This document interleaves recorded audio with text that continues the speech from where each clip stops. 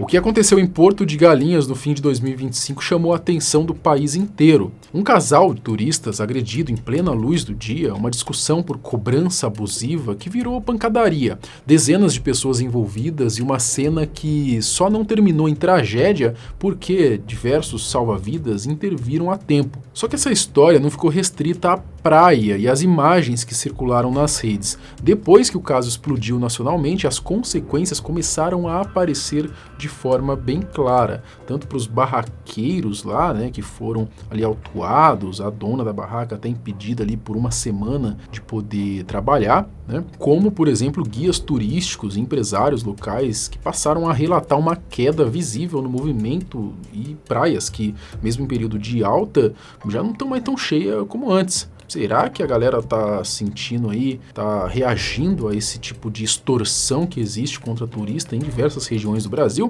Bom, nesse vídeo a gente vai entender tudo o que realmente aconteceu, né, com o casal de turistas, mostrar as duas versões da história, falar das investigações e das decisões tomadas pelas autoridades e entender como que esse episódio está impactando diretamente o turismo de Porto de Galinhas.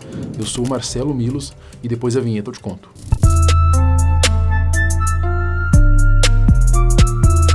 Eu até pensei em deixar batido esse caso aqui e não trazer o assunto para o Não Adivinho, né? Acabei comentando lá no News, mas a história dos turistas agredidos em Porto de Galinhas acabou se tornando o maior assunto do final de 2025. E não foi só isso, né? Como consequência do ocorrido, um dos destinos mais visitados do país passou a sofrer uma forte retaliação popular, algo grande o suficiente para gerar uma crise nunca antes vista entre os empresários ali, guias turísticos, enfim, da região. Agora vamos entender todo esse rolê, né? E ver como que essa sequência de acontecimentos pode estar empurrando Porto de Galinhas para uma ruína. Será, né? Ao menos por enquanto.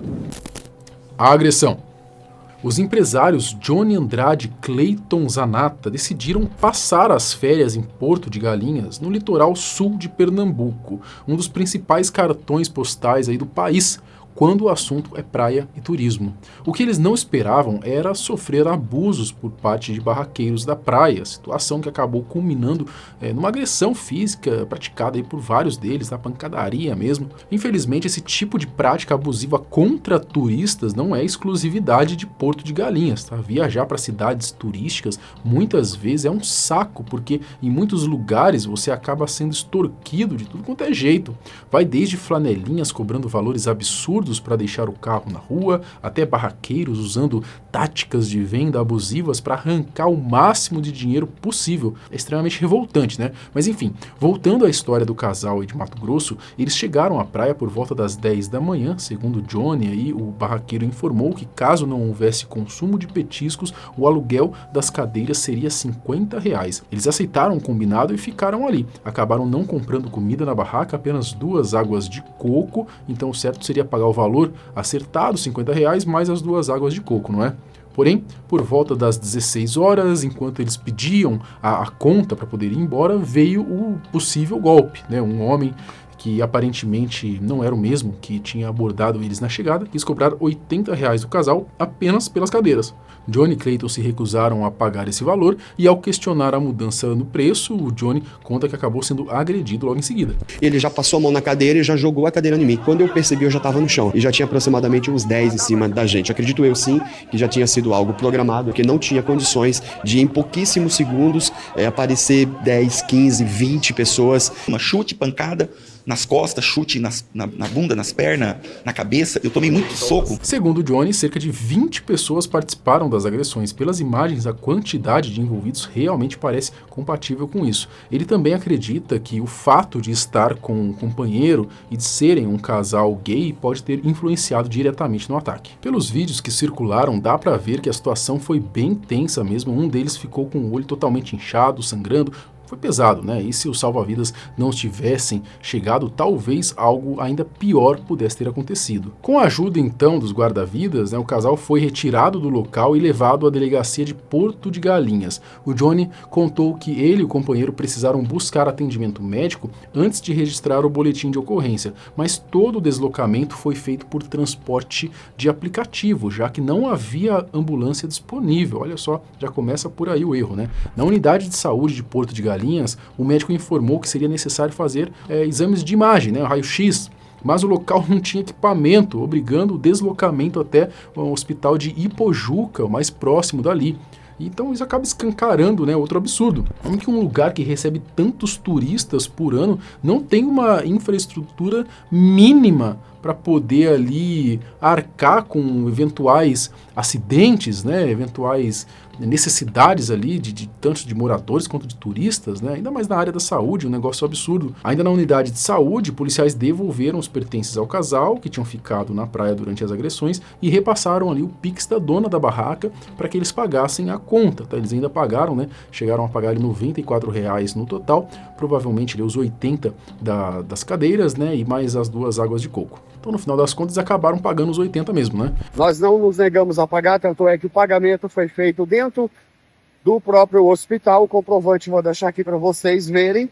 Pagamos os R$80 que eles cobraram da gente, mais 2 águas de coco, no valor de R$94, certo? Depois de serem atendidos no hospital de Ipojuca, eles seguiram então para a delegacia de Porto de Galinhas, onde registraram um boletim de ocorrência. A investigação por lesão corporal ficou sob responsabilidade da Polícia Civil, que já iniciou a apuração para identificar os responsáveis aí pelas agressões. Estamos identificando pessoas que estavam ao redor, que participaram da agressão ou que a presenciaram, e todas essas pessoas estão sendo levadas para prestar depoimento ou intimadas a comparecerem. O outro lado. Depois que o caso ganhou repercussão, começaram a surgir matérias mais específicas sobre o assunto. E querendo ou não, era justo ouvir também a versão dos barraqueiros. A equipe do SBT entrevistou o garçom Erivaldo dos Santos, que afirmou ter sido agredido por um dos turistas após a recusa em pagar os R$80. Segundo ele, um dos empresários teria dado um tapa no cardápio e aplicado um golpe de mata-leão. O funcionário fez questão de dizer que era apenas o garçom e que não foi ele quem abordou o casal quando chegaram. Também afirmou que apenas cobrou os valores que, segundo ele, estavam descritos no cardápio. Peguei a conta a ele, aí ele questionou o valor da conta. Nossas cadeiras é 20 por cadeira, 20 do guarda-sol, o conjunto que ele usou daria R$80. Eles falaram, isso eu estou contando a versão deles, eles falaram que quando foram abordados, ficou acordado que eles pagariam só R$50. Não teve esse acordo, que o Eduardo aqui desmentiu ele na frente dele. Primeiro estava o atrito dele e o Eduardo, que foi o guia que trouxe ele pra barraca. Eu nem já, quando eu fui lá, eu e o Gabriel ficou mais atrás, eu fui primeiro. O Gabriel foi o cardápio, mas eu fui primeiro. Levei o cardápio, aí foi que tudo aconteceu. Que quando botei o cardápio na frente dele assim, ó, ele deu uma tapa, pegou em mim e pegou no cardápio. Aí eu dei um empurrão nele, ele pegou e me agrediu, deu um mata-leão. Jogou eu no chão, eu caí. O cardápio aqui pra gente explicar, da barraca de Dona Maura, onde toda essa confusão aconteceu. Olha, caso não haja consumo de petisco, será cobrado aluguel de cadeiras e guarda-sol.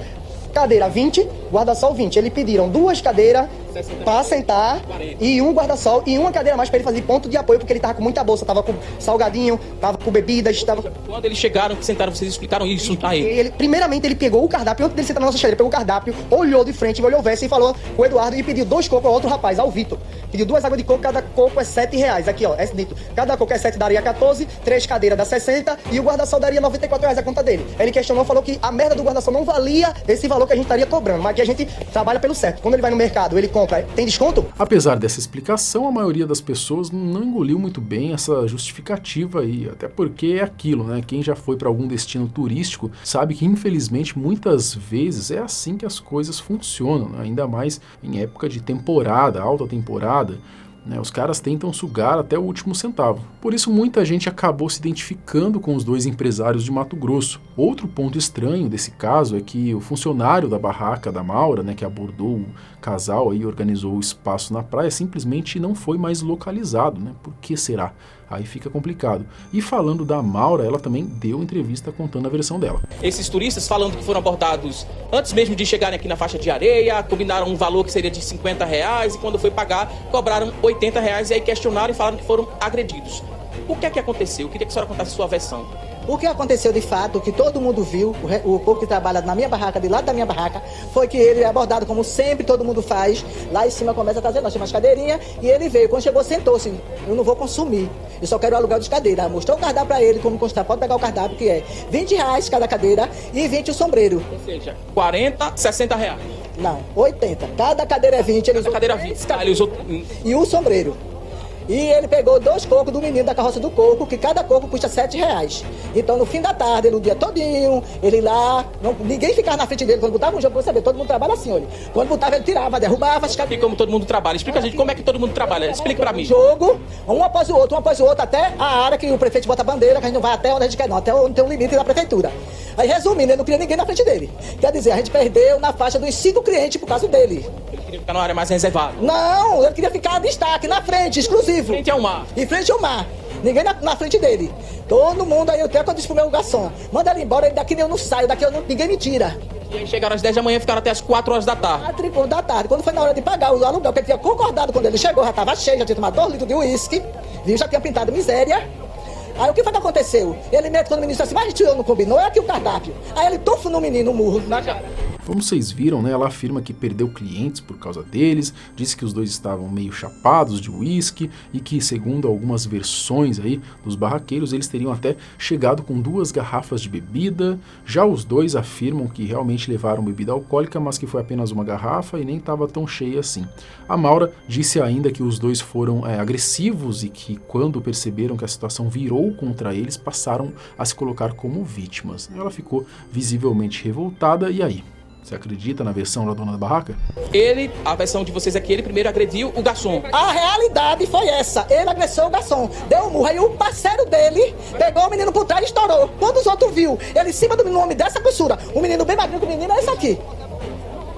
O menino é esse daqui. Aí todo mundo caiu em cima dele. Aí ele correu. Ele tá dando uma de vítima. Nós, trabalhador, tem que passar por um absurdo desse por causa de 2 pessoas que não tem nada na mente pra vir tirar nós da paz. Isso é horrível. Porque nós estamos aqui nesse sol, mais de 40 graus.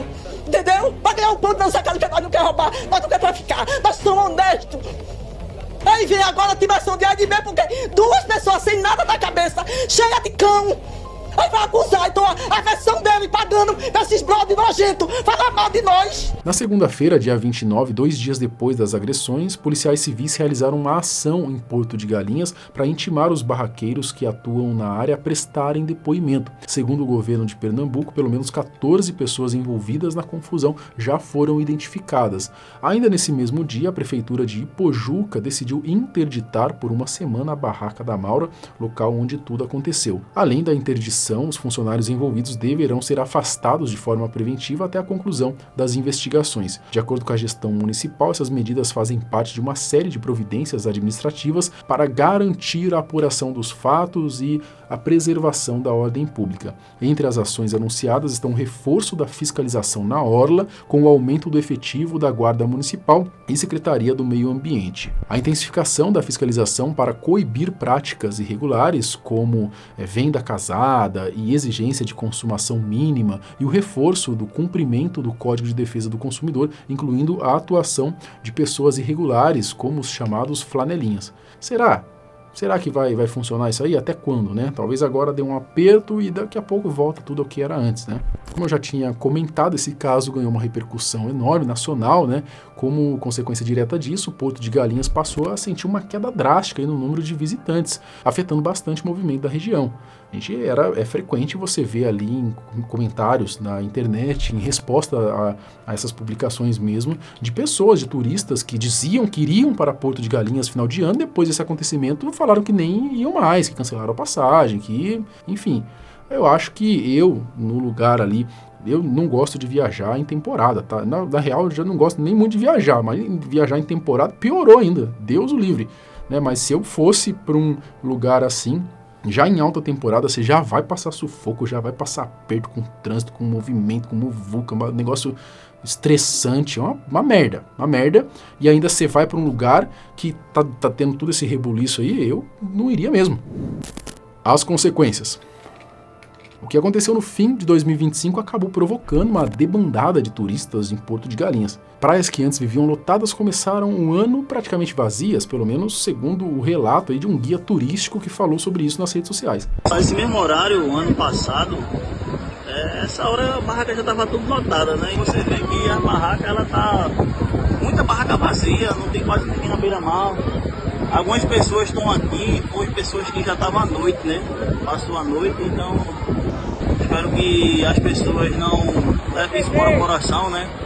E nem todo mundo aqui que está aqui são pessoas malignas nem pessoas ruins, né? A gente tem pessoas boas aqui em Porto de Galinha. A gente trata o turista bem, assim como a gente quer chegar no canto e ser tratado, né? Bom, eu sinto muito por quem trabalha sério e não se aproveita do turista. Eu não conheço o casal, né, não sei se eles estão sendo 100% sinceros, mas conhecendo como as coisas costumam funcionar nesses lugares, fica difícil ficar do lado dos barraqueiros nessa história. É muito simples, né, e muito fácil você encontrar reclamações no próprio Reclame Aqui, no Instagram, da galera comentando justamente isso, que vai aí nesses lugares, vai nessas barracas, não só da barraca da Maura, mas em diversas barracas ali, né, e são extorquidos de tudo quanto é maneira, cara, e não há uma fiscalização ali para poder atuar esses bandidos, né, cara, pessoas que ficam extorquindo turistas ali porque sabe que não tem pra onde eles correrem, são criminosos, né, deveriam pagar porque eles fazem isso, né.